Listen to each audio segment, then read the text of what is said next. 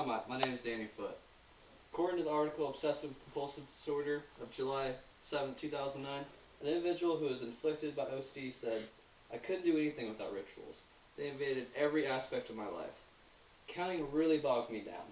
I would wash my hair 3 times as opposed to once because 3 was a good number and 1 wasn't. It took me longer to read because I'd count the lines in every paragraph. When I set my alarm, I'd make it so I set it to a good number that wouldn't add up to a bad number. OCD of 2011, according to the National Institute of Mental Health, part of the National Institute of Health, close to 2.2 million Americans have OCD in any given year.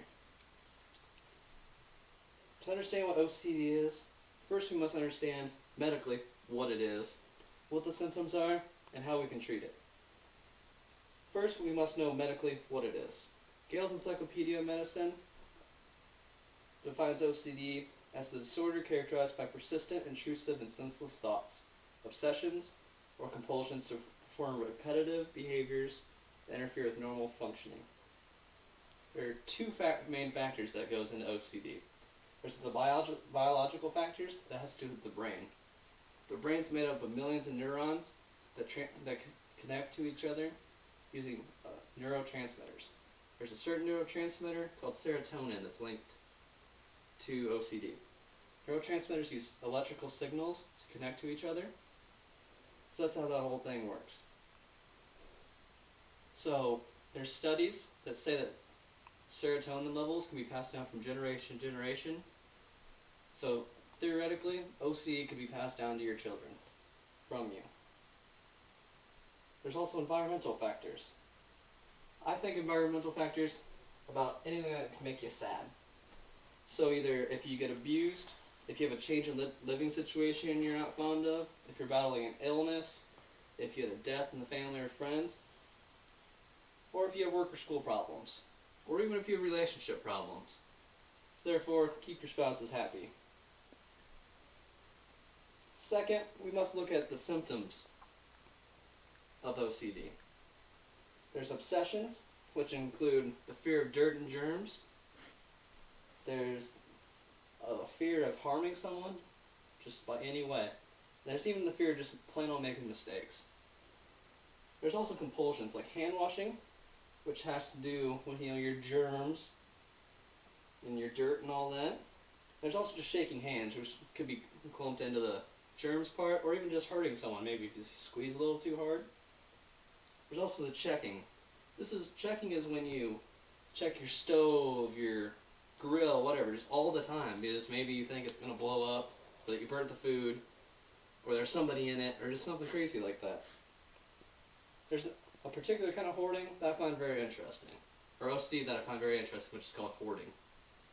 I found this interesting because I'm a CJ major, and we've talked about hoarding in various aspects, like if you're going on a call and you walk into someone's house and they have every paper since 1952 on their couch, why are they doing that and how to deal with it? I just think it's a very interesting subject.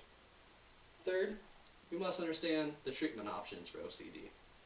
There's 2 main ones and there's a few various other ones. The 2 main ones are exposure and response treatment.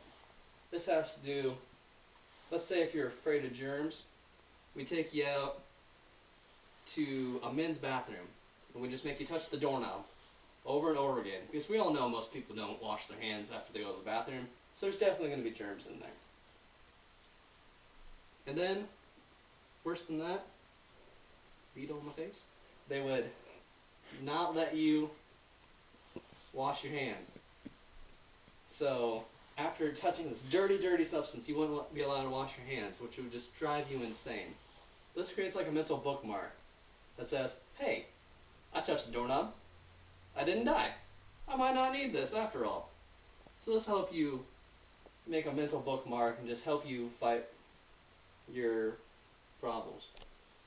Second, there's cognitive therapy. This is for more catastrophic issues, like just horrible situations that you might get into. It shows you easy and effective ways to deal with your compulsions. And thus, to understand what OCD is, we first must understand medically what it is, what the symptoms of OCD are, and how we can treat it. So we need to understand what two factors can cause OCD, whether it's biological or environmental. Then we must understand what obsessions and compulsions are and why they do such things. Then there's your treatment options, which your basic ones are your exposure and response and cognitive therapy. There's various other ones like family therapy and all that, but those are the two main ones that are used. To leave you on a note, I think the scariest, most interesting kind of OCD is called olfactory obsession. Olfactory obsession is when you're just completely sure with all your heart and mind that there's an unbearable stench coming off you at all times, no matter how much you scrub and clean yourself, it never goes away. So that'd be like just constantly getting sprayed in the face by a skunk for the rest of your life.